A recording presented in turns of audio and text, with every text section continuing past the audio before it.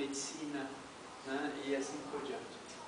Mas eles viviam, o privado sempre vivia do que eles recebiam em troca, no pagamento das matrículas, né?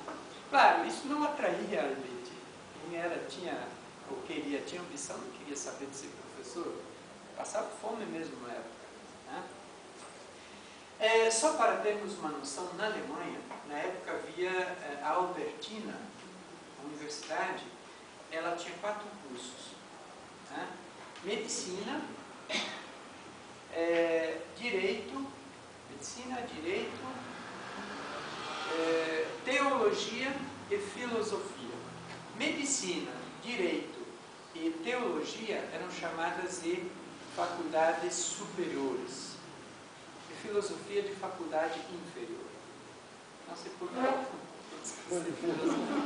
Crueldade, né? Mas qual era a destinação das universidades? Formar profissionais de carreira para o Estado. Médicos, formar médicos, teólogos, padres, clérigos e outro, padres? E médicos, padres, qualquer outro ainda?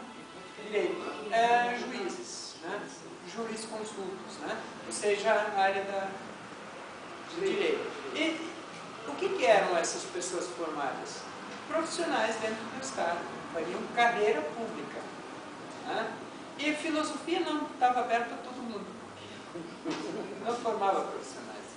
Não se descobriu até hoje em qual delas Kant se matriculou, porque eles tinham que se matricular primeiro em uma das 3. Depois eles tinham liberdade para escolher a faculdade inferior.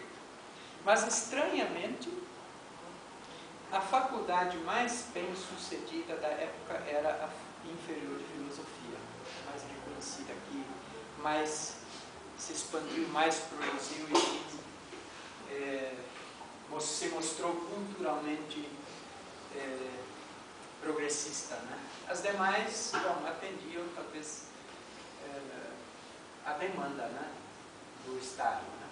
E aí, o pietismo tornou-se na época de Kant uma característica primordial da estrutura institucional do Estado prussiano. O pietismo ele era institucionalizado já, quase como a religião oficial da Prússia. Não oficial, mas quase. Porque, por exemplo, na época do Frederico Grande, né, a manifestação religiosa era livre, né? E Kant reconhecia isso, como veremos no texto.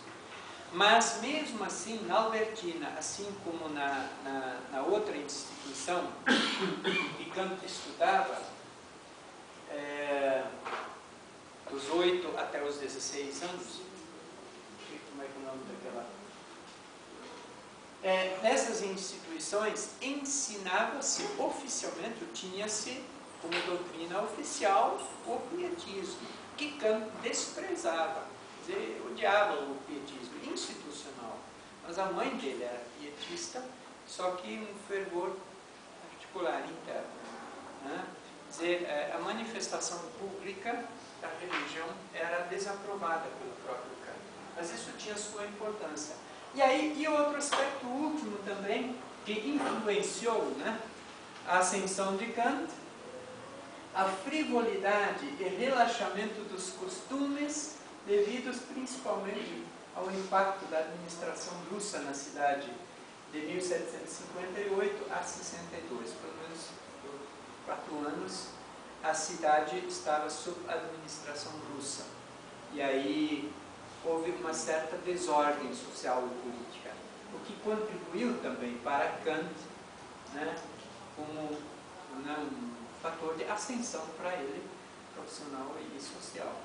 Quer dizer, Kant foi Kant porque um conjunto de fatores contribuiu para que ele se tornasse um bom profissional. Se ele vivesse talvez numa cidade com uma nobreza muito forte, poder estatal muito forte, talvez ele não conseguisse se matricular, né, ou mesmo sobreviver, né, numa instituição se formando.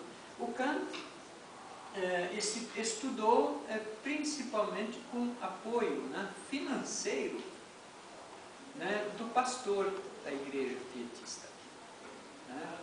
Ele ensinou a Kant latim e grego.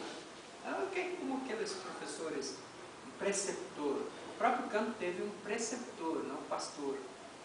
E ele próprio, Kant, para sobreviver, depois tornou-se preceptor, né? Que eles chamavam de Hauslehrer, né? Professor doméstico, né? Como, por exemplo, Aristóteles foi para Alexandre o Grande, né? O preceptor ia na casa do aluno, da criança, do pupilo, e ensinava lá a filosofia e todas as ciências, né? Kant foi por muito tempo, isso eu recebia em prova. E isso foi importante para ele porque ele fez muitas amizades com famílias ricas, né, que pagavam muito bem para ele. Era muito bem visto, muito bem quisto, né, por todo mundo, muito simpático, né? E isso fez com que ele tivesse uma vida social muito interessante depois, inclusive no meio dos nobres, dos poucos que havia, né?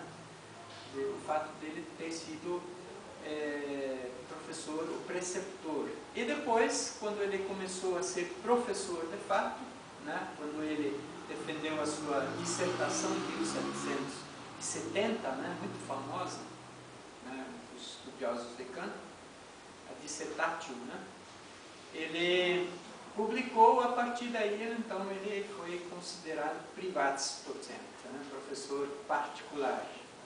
Mas é como se fosse hoje um professor universitário, com a diferença de que o salário dele era o que lhe pagavam pelo que ele produzia. Devia ser hoje assim, né? Íamos morrer de fome. Acerta. Bom, de toda maneira, essa vida dele, né? E aí sim,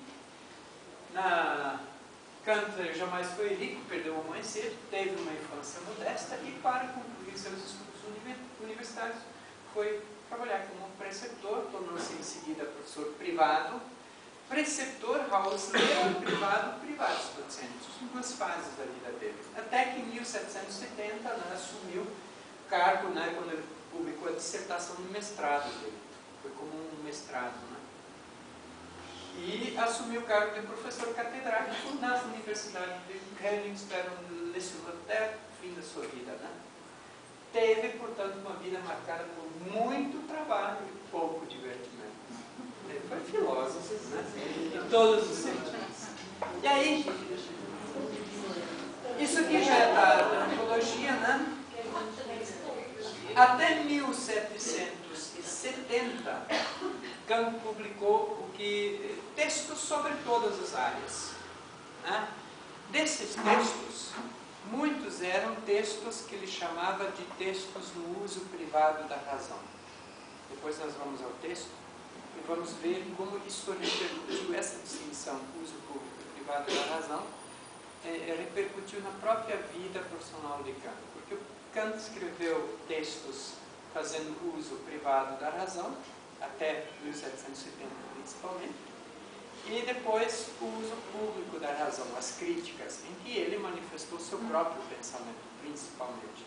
O que isso significa? Os textos do uso privado da razão são textos para alunos, no contexto de um Estado, que não era livre, totalmente livre, porque ele obedecia às ordens do rei, o que se deve ensinar, né? Todos os textos dele, de certa forma, destinavam-se ao ensino. Então, ele não era livre, ele cumpria uma função no Estado. Mas, fora isso, para um público, né, erudito, ele escrevia, a partir de 1781, as famosas críticas. Nesse período de 70 a 81, que eles chamam de a década silenciosa de Kant, Kant não publicou nada. Nada se sabe sobre esse período. Há um indício de que Kant tenha saído da cidade de Königsberg, tenha ido para o interior daquela mesma cidade e trabalhado em sítios, ou na agricultura, ou como preceptor em famílias, não se sabe ao certo. Provavelmente como professor em famílias ricas, né, de